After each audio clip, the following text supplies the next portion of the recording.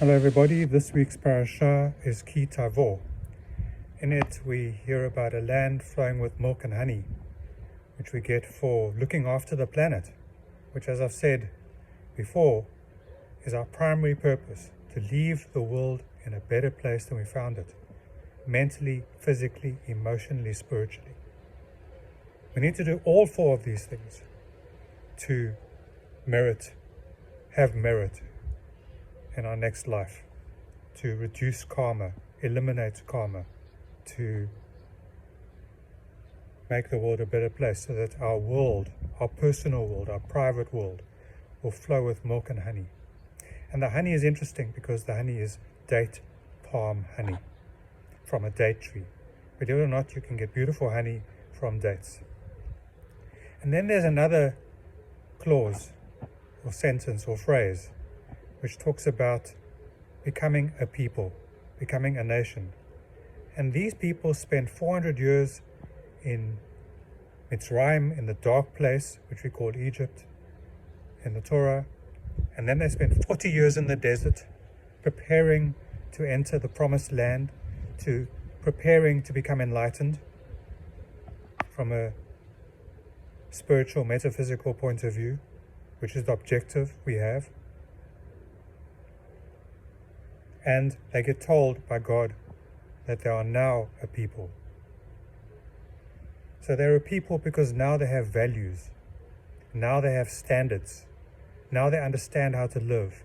Now they understand how to look after themselves. Now they understand how to look after their planet. Now they understand how to look after each other. Now they understand love, unconditional love.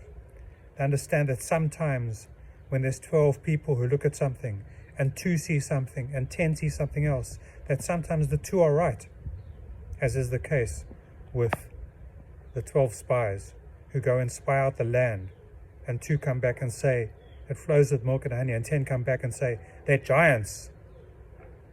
And the world is kind of like that, isn't it? The many see things one way, and the few see things another way, and the many don't listen to the few. But the few have to listen to the many. But we all have to listen to each other in order to become a people, to build culture, to build. This kind of culture is not cultured people with lots of money and expensive things. That's not culture. Culture is when you build community, when you become a people, when you share and you solve problems together and you get through crises together and you listen to each other deeply, compassionately, with love and understanding and care.